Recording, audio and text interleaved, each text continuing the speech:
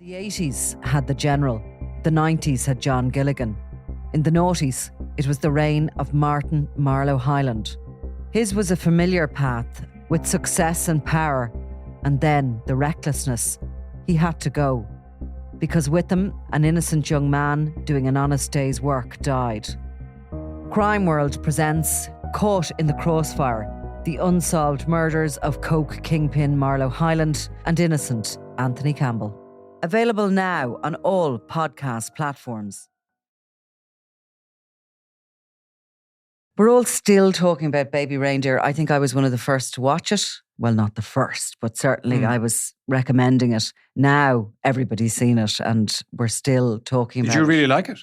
I did. I thought it was really powerful. I thought it was very powerful. I did find so many aspects of his story very tragic, and I found that whole idea of that world that, he was being given a bit of a carrot, I'm going to make you famous, and all the while he was being so horrifically abused. I actually found those scenes really disturbing, probably more disturbing than I found her, because she was kind of at times, she laughs at him in the comedy show and it's quite funny. And yeah, I think I found, his experience quite upsetting. Absolutely. I think, so everyone is obviously talking about her. Yeah. I say obviously, but they probably shouldn't be, but they are.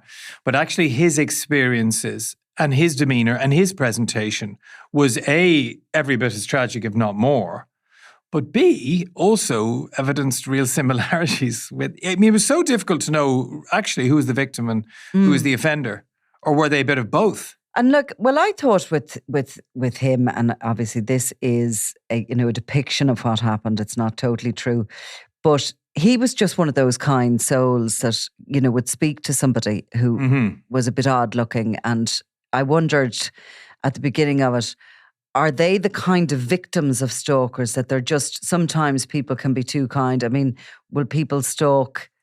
You see, it doesn't. I know types? I know what you're getting at. And is there a certain type that's more biddable? Yeah. And I'm not just disagreeing with that to be politically correct. I don't really think so, because ultimately, when you're looking at stalking, just baseline stuff first of all. Stalking, first of all, is not what kids say to each other nowadays. Oh my God, I'm being stalked. So we have to move away from all of that. This is as represented in Baby Reindeer. So there's nobody who is a stalker who is not emotionally disturbed. In the way that we're so describing it here, there's none. So in that way, as a baseline, regardless of who they stalk, even the most resilient, as we might imagine, in personality terms, can be subsumed into it and become part of it, become part of the story. I take your point that he did seem very biddable in terms of, when he invited her in for a cup of tea. Just being kind to her. Yeah, he seemed very nice. And by all accounts, he was very nice. He felt sorry for her, didn't he? Yeah, he had a few moments in it where he wasn't so nice, but one always had sympathy for him and very little for her. I don't know. Sometimes it's difficult on this apportioning of blame and finding out where the problem is. And I think that was its big success, that you didn't quite know what to say. Not so much about her behaviours, although that's certainly true, and we'll talk about those, but actually his behaviours at times were what you would not expect. And we might put that down to his personality type. But you know what? I think if you wanted to get a sense of his personality, there was his predicament. There was one 30-second scene, I think it was in the penultimate episode with his dad in Glasgow. Wow, was that powerful? When he said he'd been sexually assaulted. And his father broke down. That was just like... And now what you've got is generational personalities coming in. Now you're beginning to get a sense of where everyone's coming from. I just thought that was so powerful. But also, of course, there was simply he catastrophic low self-esteem he appeared to have. Didn't have any sense of himself. Now, that's going to be personality-driven, but it's also going to be driven by his family. As we found out later on, they don't seem to have been inspiring him growing up, that he was going to be a contender. That was the impression you got. Yeah, so a lot of the, Baby Reindeer was his story, and I suppose, a lot of people are concentrating on that as being the only stalking story, which of course it's not. The stalker in it, Martha, who has been the real life version, or certainly the this is definitely the real life version, has been interviewed by Piers Morgan. So I don't know. I mean, clearly anybody who did what this person did has mental health issues, I presume. Correct. And maybe that's not the right forum, is it? No, it never was. I mean, there was a time we tolerated it, I think. The Yeah. general public not only tolerated it, but they demanded it. But that died with Jeremy Kyle and various other programs and X Factor. And X Factor, and to a point, Big Brother, and the way they were all run in the early days. And yet here we had it again. And it was used as entertainment, wasn't it? And we all laughed at the kind of the oddities and... What's even worse now is people like Piers Morgan kind of just brought it in on the premise of something different.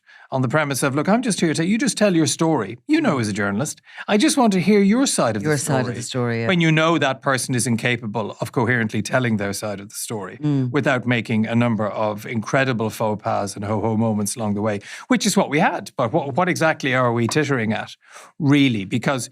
I mean, the Jane Harvey or Jane Muir Harvey, she said a few different names, is clearly mentally ill. She was easy game for him, beyond easy, and 90% of the time he steered away from it, and then 10% of the time he went for her, and it was car crash TV. And she's doing another interview, I hear, shortly. Right. So she's and she's putting herself forward for that. She's putting herself forward for that. She's obviously being advised by some people. I mean, she claimed to be advised by... Would we be feeling sorry for her if she was a man, if it was the other way around? Yeah, I think I would. Yeah, I'd feel sorry for her. But I take your what's implicit in what you're saying, that we have less sympathy. So if we're getting onto that issue of men being stalked, look, first of all, there's no question it is still different in the mind's eye. A woman getting stalked and a man getting stalked are considered... A woman getting stalked seems more sinister, doesn't it? It does. But actually this kind of righted that a bit, and it showed the violence indeed that is possible. I mean, I'll give you a personal example. Now, obviously no names. Nobody will be identified in the making of this anecdote. But so a number of years back, I was stalked by a woman. It was nothing in connection with love or anything. That won't come as a surprise to anyone. But I was stalked by, and like I'm talking 300-400 calls in 1 month. Over an issue unrelated to, it was a completely unremarkable matter. I don't want to identify the matter because then it might be. But I went to the police at the time, the guards at the time, and that was, we're talking maybe 15 years ago. And actually they were incredibly, I was laughing, even though I wasn't laughing, because inside I was clearly crying. And they took it very seriously. Right. And they went to this woman, and she claimed it would never stop, but it did. It did stop at that point. So I didn't tell anyone about it, though. I wasn't going around telling my friends, look, I'm really scared about this person to do something, because I knew the reaction I would get. Which was what you thought people would Which was, at you. Well, first of all, that you're somehow complicit. I think as a male, you're considered to be complicit in it, whereas you don't get that label as much, maybe, as a female. I mean, I'm generalizing here. So I thought that I would be considered complicit, and it was almost my own fault. Like, surely, but you're a man, you can do something about that. This is ridiculous. And you're stalking, in other words, you don't get the status of victim. You know, and we really had to go very far with him on Baby Reindeer to realize he was a victim. Not just of her, but other things. So that was my concern. And as it turned out, I was taken seriously. You were surprised by that, and it was... I was surprised. In fact, I understand on the occasion that this person was visited, 4 guards went up to her. Right. It seemed to be slightly overdoing it, but anyway, it seemed to work, and that was it. And by the way, I mean, there is a kind of a check we have to make here, which is that, generally speaking, involving the police tends to stop or stall, or at least in some way diminish. Off most. Yeah, generally speaking. Yeah. Now, so what is stalking? Well, I mean, you can net it down to, I suppose, in the clinical sense of just the unwanted attention by somebody. And of course, that can take so many different forms. And to be fair to Baby Reindeer, what Baby Reindeer did was it gave you just about every aspect of stalking that you could imagine, and every type of personality disorder that might lie behind that. You had everything. So it's the unwanted attention. In Martha. You had every personality disorder. You really had. Yeah. And by the way, I know we talked last time about personality disorders here, but when we're talking about criminal events, one often does, but you can have many personality disorders. And the more severe one personality disorder you have, the more likely is it'll be comorbid, or what we call intra or interclustered. So between the clusters or maybe outside them. But in any event, she gave us a representation of all of them. And what are they? So the hardest question to answer, really, as an academic from afar, because you shouldn't be answering anything, I suppose, but even as a clinician, would be, what personality disorder do we think Martha was suffering from? Because you could go into any of the three clusters, the weird, the worried, the wild cluster A, B, and C. You could go into any of those, and Martha, as represented, could have any or all of them. Where she did clearly lie was in the wild. And when we talk about the wild, we're talking about the dramatic behavioral theme cluster, as they're called. So that's where she clearly sat. So in narcissism, antisocial, borderline personality, histrionic, all these particular disorders she sat in. And that would be very typical, because at the heart of all of those, or most of those, is attention seeking. And using your sexuality. Now, for those who've seen Baby Reindeer, it might seem surprising that Martha would use her sexuality, but she did use her sexuality, and she used it to garner attention from her victim, and she got it at one point. So, it obviously, there was nothing in her character that you wouldn't say tick box, tick box, tick box. So in that sense, it was kind of unusual. It would be unusual, I would say, in my experience, to find somebody with a multiplicity of those disorders in the way she presented. But having said that, it can be. So I think that was a very good representation. There's nothing she wasn't prepared to do. And what I liked about it was the 2 step forwards, 1 step back. Hate you, love you, which of course is a core feature of, as we mentioned last time I was here, borderline personality disorder. And she showed it really in spades, that just when you think, you see, the thing about stalking is you can't present as an utter monster. Well, you can, but you're more likely to be nailed down by authorities and or people who see it. What you need to do is a thing called intermittent reinforcement, is every so often be quite nice, every so often be quite vulnerable, every so often just want that cup of tea, which is exactly what she did.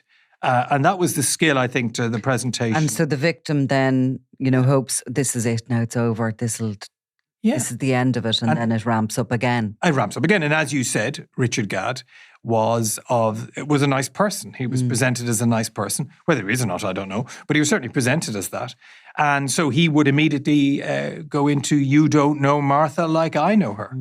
What was interesting as well was the fact that she's completely unembarrassable. So there is a sense that people will behave according to rules, even your stalker, within a certain bandwidth. They might go off every so often, but she could really go off. And the unembarrassable nature of it was really evident in the pub. Do you remember, with his barmates and his friends who were just portrayed as utter idiots, but actually probably quite a good presentation. And she was prepared to say or physically do anything in the pub. She was prepared to stay at the bus stop for day after day after day. And that is true the personality disordered behaviour. But there were moments she seemed very vulnerable. And by the way, she is vulnerable. So what happens, outside your own experience, but also from your own experience, like at what point do you realise this attention you're getting is, you're not communicating back, I don't want this attention, I'm not comfortable with it. I mean, presuming there's a few stages of it. Firstly, if you're a polite person, you probably laugh along with the joke or chat along when you see the person, then maybe you might not answer that text, or maybe, Yeah, that's right. So, now, of course, all the stalking situations will be different, but there are certain commonalities, and it can follow the trajectory of domestic abuse as well, which is, so if you drew a parallel, we'll say domestic abuse began with love bombing, as it often does for that first 6 months, we'll say, for argument's sake. That can happen too with ex-partner stalking, or indeed what we call love obsession stalking. She had mixtures of both. She was never his partner, by the way, but she did behave as if she thought she was, and she did know a lot of his movements, but she was also love obsessed. So what you get is the backward and forward. It's like the sea coming in and going out, the tide coming in and going out. And then, so she'll start off very well. And then you'll realize that, for example, simple things like her laugh, the way she laughed. Now, people can laugh hysterically. I'm not saying if you laugh hysterically, you're a stalker. Well, you probably are. No, you're not. But that was part of her, the person who laughs too loudly and for that second too long. If you give some people a clue. To laugh now. Yeah. And you're still going until the person stopped. Yeah. She was very like that.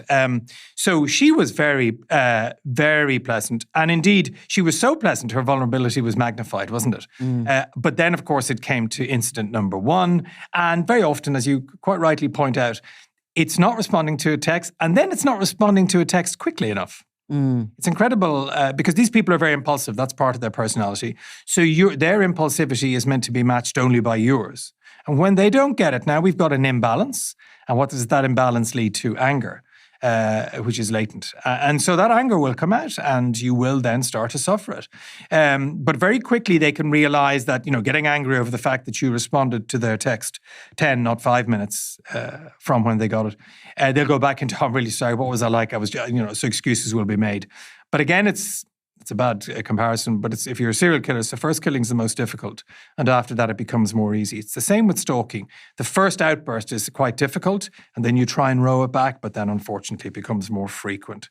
So that tends to be how it goes. The most dangerous period, of course, in stalking is whether it's ex-partner, well, it's probably going to be, let's call her ex-partner for the moment because they knew each other. Is this moment when the stalker claims to be really genuinely sorry, going for rehabilitation, and there is no contact. That's the most dangerous period. Why? Because, of course, you've been lulled into a false sense of security. And with the personality disorders we're talking about, it's going to come back. And that person's going to come back. There's no going away. It's terrifying. There is no getting rid of it. So it's very hard to legislate for a personality disorder. The person who has it can't legislate for it, and you certainly can't. The idea that you can dance around it and manipulate it in due time, you may be able to take the edges off it, but that's going to be it. So if it's an ex-partner that's stalking somebody, you probably know a good bit about them and you do know how to placate them or how to dance around. You've done it before within the relationship. Probably. Yeah. Done it before within the relationship. Stranger stalking is a completely different thing. And it's the old 10%. We call it the 10%. Right. There's not that stranger stalking doesn't exist, but it's like sexual offences, 10%. Right. 90% known, related, somebody in authority who's known. So, and it's the same here. So that makes it much more difficult then to really, to go and make a complaint about it to police. Yeah, of course it does. Because it's somebody that you've had... You've dated, you half know, your family kids know. with or whatever. You've worked with. Yeah. You've sent texts to before that seem to show that you're very kind and interested in them. But actually it's completely out of context, but they'll be brought up again. As we saw with Martha, that she would bring to... Now, there was one or two that she made that his friends did, but and you will be seen to be the person who is colluding in all of this. And they will be very manipulative. Remember, this is all they do. Personality disorders are not only enduring, they're consuming. It's not as if, look, I'll leave that personality disorder alone today. I just have to go to the zoo with my cousins. It's constant. So it's what you do all the time. So the fact that she may or may not have sent 41,000 in real life, 41,000 emails, wouldn't surprise me. That would be the level that you would expect. But a lot of it has to stop. Your situation stopped when you... Yeah, but I was just lucky. When you made a complaint to the police. Yeah, but that was luck as well. And very often that can, as my late mother used to say, that'll soften your cough. Yeah. And generally it will do, but certainly not always. So what you can have is a retreat, a regrouping, and back out again with a different tactic. Who's the different tactic? This time it's your mother, like we saw in Baby Reindeer, going up to Scotland, and that's really common. Especially if you're friendly with a sibling as well. You try and speak sense to the sibling. Siblings now trying to manage your personality disorder. It's very difficult. Very difficult. So you try every which way. And what is going on in the person's head with the personality disorders and the fixation on you and the torture? They don't see it as torture. It is torture for them. What you have to understand with the type of stalking as evidenced by Martha, the worst thing you could say to somebody like Martha, plenty more fish in the sea. No, there aren't. You're her mullet, You're the one she wants, and that's it. So, and that's the same with stalkers, that their whole identity is wrapped up in you. Not you or you or you, although, by the way, it could in due course, but not now. It's you. So if you have no feelings of self-worth, and if your feelings of worth are tied up with you, if you're gone, I'm gone. And if you're with somebody else, that's a double whammy. So now there's only one solution to this, that your life is ended. If you take it to its nth degree, and sadly, that is what happens. And we see it with ex-partners who've been murdered by their former partners. So you see, it has a very sort of relatively jolly term, stalking, but it ends in death. In many cases, yeah. yes. And in most cases, it doesn't, thankfully. Yeah. But it ends in terror, for sure. So what is going on in the mind of the stalker? They own you? Or is it a control thing or what? Yeah, so they're lacking in self-esteem. They're lacking in control. The only way they can get control is to control you. But one of the key motivations is impulsivity, which doesn't say, like we say, oh, he's very impulsive. No, this is really now clinical, pathological impulsivity, which is like it's what it's all about. This must be resolved now, this second, and this second is always the next second and the next second. So it's chaos. Absolute chaos. Now, you've got to be worried about that. When somebody is as potentially dangerous as a stalker with these disorders and they have chaotic minds, you need to, it's very hard to legislate for it. That's the problem. But that's what's going on. I will have this person. Not only will I have them, but nobody else will have them. So you saw a lot of references to his girlfriends and what she thought of them with Martha. And that's really common as well. I mean, that is just... jealousy or... Oh, yeah, but it's pathological jealousy. Like, the little green-eyed monster, I'm sure, is in all of us, but to a greater or lesser extent. But this is something beyond your imagining. There are no limits to this type of personality disorder. In fact, by definition, there can't be. There's no self-awareness. So there's nothing ever that's actually probably going to stop it, except distraction. In other words, finding another victim. Correct, or something akin to a victim. Now, so it's a bit like psychopathy, which we've chatted about. And before. Is it possible to get for it to get mixed up with an obsession in just one person, and somebody will move on with their life and never do that again? Oh, it's unlikely. In the way it's been portrayed with Martha, no. No, that doesn't just happen once. And by the way, again, it was really well done. We knew it didn't happen once. She'd been stalking the lawyer and the law firm and the people in it before that. So we know it didn't just happen once. So no, that's not a one-off event. Now, what we need to be careful of is just to remember that people can behave badly when a relationship ends and they love the person, whatever that means.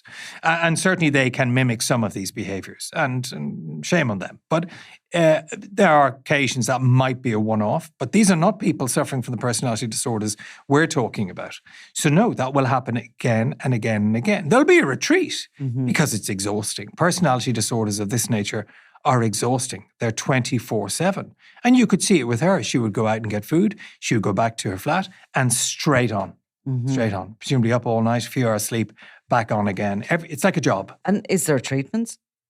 Well, the treatments for personality disorders are few and far between. First of all, clearly there's no tablet you can give Martha to say, there, take that and you won't have the old pathological jealousy in the morning. Like, it's not going to happen. So what are you left with? Well, the old favourites, cognitive behavioural therapy, dialectical behavioural therapy and its cousins, and they can have some success. But remember, with all therapy, you have to want to go into them.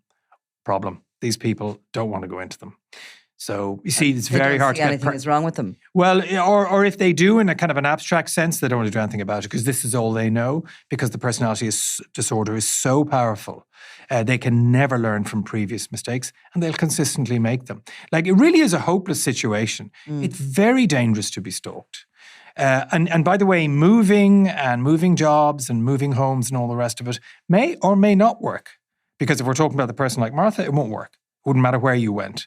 There might be a slight lull for a week or two, but they'll find you. But there have to be a small percentage of people who, engage in that behaviour that would go as far as the likes of she did. She has to be at the upper She'd be at the top end. She'd be at the top end. But when you're in that group, when you land in that group of personality disordered individuals who stalk, I would say they're all capable of Martha behaviours. Ugh. So granted, it is a fraction of a fraction. I accept that. We accept that from research, but once you're in there, and anything is possible, and small things can trigger it. So maybe a relationship with one person that ends wouldn't necessarily do as much. You see, what was interesting about Martha was, I often talk about these comorbidities, was that she appeared to have a lot of things going on. So not only did she have the kind of ex-partner traits, even though she wasn't a partner, but for all intents and purposes, she had them. She sort of felt she was. Yeah, she sort of felt she was. But she also had the love obsession ones, which is this I suppose, considered to be kindly somehow more comedic end of stalking, which is celebrity stalking.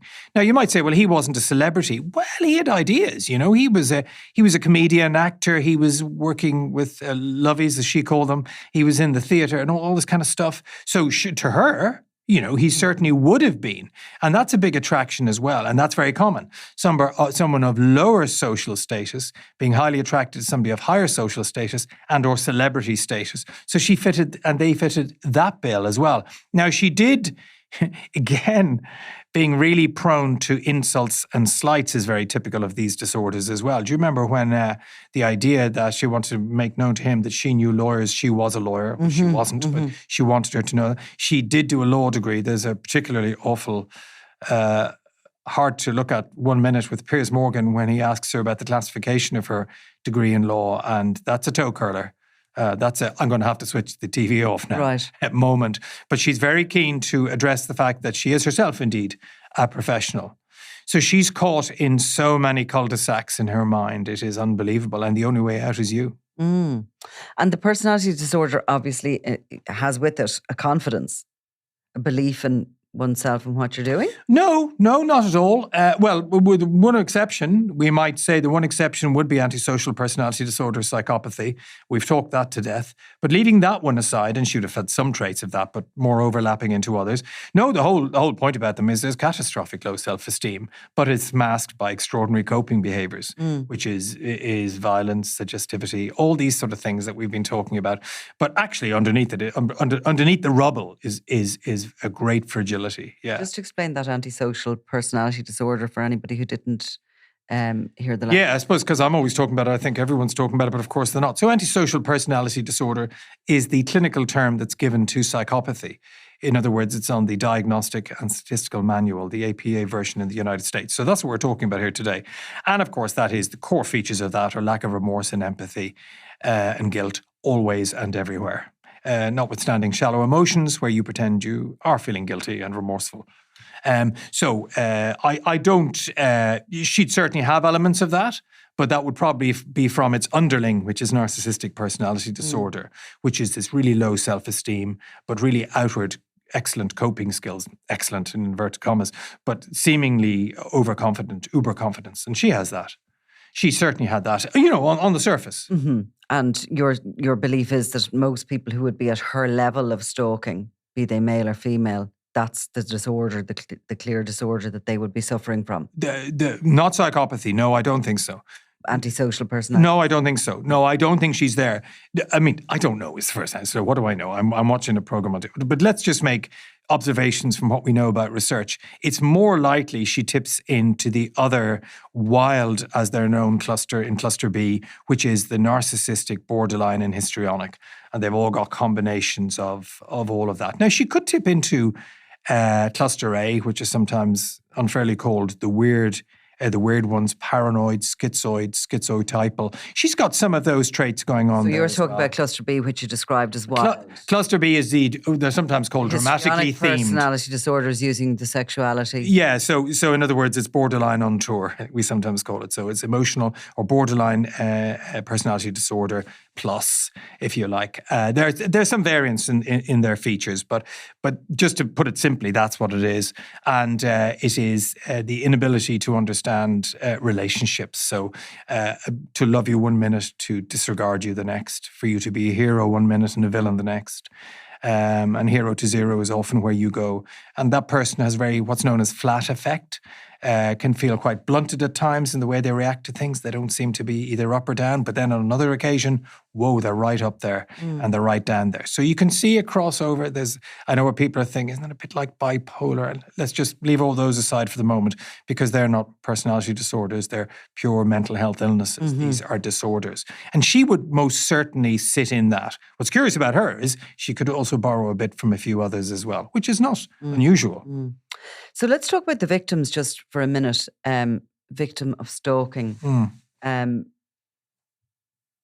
When does it become clear that you cannot control it and therefore you have a really big problem? Because I imagine if something starts and, unwanted attention starts, you think if I just, stop speaking to these people, move away, whatever, that it'll stop. But, and at what point do you start getting... Well, no means yes, first of all, so that doesn't work at all. Silence means yes. Everything means yes. To the stalker. Yeah, so when you don't respond, okay, you're not giving it oxygen. That's kind of good in one way. But not responding is also giving it oxygen. It's kind of lose-lose. There's nothing you can do. When do you know? You know when there's that first... Well, certainly in hindsight, you look back and you think, that was an extraordinary moment when Martha came into the pub, for example, and went berserk. I wasn't expecting that. Where did that come from? That's your first warning sign. But people are forgiving, and particularly Richard Gadd, and will let that pass because we all have moments, right?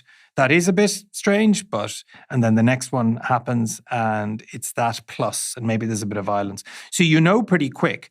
I would think it's the moment when you realize that the person who's stalking you is 100% unembarrassable.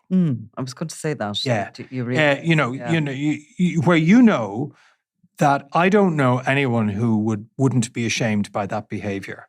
They're not operating ashamed. The same way, or if you call yourself normal, they're not operating with those same... They're not, well, let me put it this way. They're not operating according to your bandwidth. Yeah. Let's assume your bandwidth is relatively normative. They're not moving along those lines.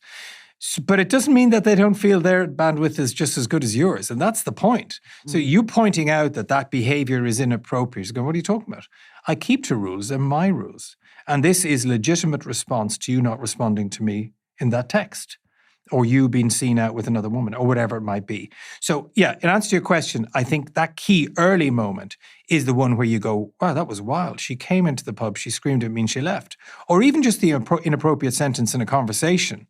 I think the early one was when they were having a coffee. I seem to remember in Baby Reindeer. And even an over-familiarity sometimes is a bit of a red flag. Yeah, like the over-sexualized conversations, which probably would be kind of out of place with most men, which is saying something. But when you see it between a man and a woman, yeah, she immediately went into the over-sexualized conversation. So those little flags, again, which is the moment of being unembarrassable, by the way, that's another moment. When you say something that's clearly, wow. Because what she's doing is she's testing the boundaries, but not in a sophisticated way. So that's your cue. Now, you get your cue. Your cue to what, though? Yeah, precisely. What do you do about that? Well, I mean, half the problem is recognizing it. The other half is the problem. What do you do about it? Yeah. I think recognizing it is a significant thing. And by the way, you don't have to necessarily diagnose it. Like, when people see it and it's happening to them, they'll know it's happening to them. Don't worry about whatever clinical observations need to be made of this person. That's not your call. Your call is to try and move away from it as best you can. So you extricate yourself in the normal way with some polish and good manners. And after that, there's an element of running. So if that's happening in the workplace... leave the job. Or make a complaint. No. I mean, I'm giving general advice here. But generally speaking, with the person we're talking about, you make a complaint. What's going to happen? Another allegations are going to be dropped in about you. And trust me when I say those allegations won't be like she was mean to me at the coffee station, So the water cooler... it'll be just horrendous allegations, particularly if you're a male. And they'll almost certainly be of a sexual assault nature. Almost certainly. That seems to be the default of these women who stalk, and by the way, some men who stalk as well. So it's not just the preserve. It sounds like a bloody nightmare, which of course it's played out on Baby Reindeer. And that's what I like so much about it, because it was real. It was real, and it was horrific. And there were so many issues in there.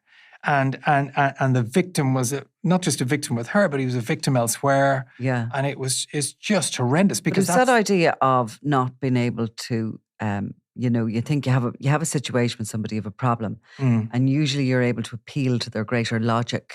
And yeah, even the worst case scenario. And you eventually everything will calm down. You're able to sort of talk your way out of a lot of situations. Yeah. Nothing works. Yeah. But, there's a great line in academic research: what works? Nothing. Right. And that's the problem with this. What do you do? And there's very little advice you can give. I do think a good proportion of at least being able to deal with it is understanding it, and understanding that it is not your business, or indeed within your capability to cure it, or indeed modify it in any way. You might be able to just trim it around the edges a little bit, the behaviors, by certain things you do, but avoidance is... Now, the problem is, as you see with people like Martha, is you can't avoid her. Somebody like her would have followed. The victim will follow you, yeah. And there does come with a stalker, and fairly frequently, moments when you have to think about not just leaving your job, but leaving the area. That can generally work. The problem with, of course, social media and all the rest of it is that you'll be found. You know, does that person have a tracker on your phone? Well, get a new phone. You see how Martha found out the number 2, easy enough. You ring up where you think the person is working, there's an emergency. There's something terrible happening at home. Could I have his number? Whatever. You just do. They have ways, yeah. You do what you have to do. So I suppose it's a real case of prevention being better than cure. Although, albeit that by the time you've realised that it's too late. And it may be too late right at the beginning as well. I mean, the story just gets worse. I'm trying to find good angles here. I really need one. Yeah, but there is scaring none. me about this. There is none. There is none. I mean, the good thing about it Listen, the good thing is we're unlikely, most of us, to meet one. Exactly. Yes. Yeah, I mean, that rarity, yeah? Yeah, not now as rare as the 1% of psychopaths. No, I mean, well, let me give you a rather. This won't help either. Maybe 10 to 14% of the general population have an undiagnosed personality disorder. Now, okay, if we're talking about stalking, we don't probably need to worry too much about cluster A. They're the alleged weird ones, or cluster C, the alleged worried ones. Because they're too worried. But you do need to worry about cluster B. And they would form a significant proportion of that 10 to 14%, possibly in and around 7, 8, 9, 10% of that. So we've got potentially a 1 in 10 out there. No way. Yeah. I mean, you could look, this is just, we're doing some academic guesstimates here, but yeah. Yeah, that wouldn't be on you. If 10 to 14% of, let's say 14% of the population have undiagnosed personality disorders, the bulk of those will probably fall into cluster B. Well, of course, in that percentage, you have the scale. So you'll have the top of the scale, which is the people we're talking about. You have the spectrum. The spectrum. It's not quite the same as the scale. The spectrum. It's not like, I just always leave people terrified that one of the people they're going to meet is going to stalk them. No, but you do need to be aware of these behaviours. I mean, look, the 90% or 95% of people you meet will just behave badly occasionally, and that's just part of the human condition. But that's very different to what we're talking about. I'm old now, and I've met loads. You're old. I've met loads of people in life who've behaved badly, but I have not had a stalker. No, and to be fair, I'm not opening myself. I wouldn't have one, but no, I know you're not. I know lots of people who haven't, and people who do get them are people who are typically in the caring professions and or teaching and or lecturing and or counselling and or priests, pastors and so on. So whatever else you are, Nicola, you're probably not falling into any of those. I mean, you're an information gatherer and an excellent one, but I don't think that's going to be enough, one hopes. But maybe somebody like me who is in that kind of, because, you know, over a period of time, you've got, students look up to you of whatever age. They shouldn't, but of course they do. Some do, some don't.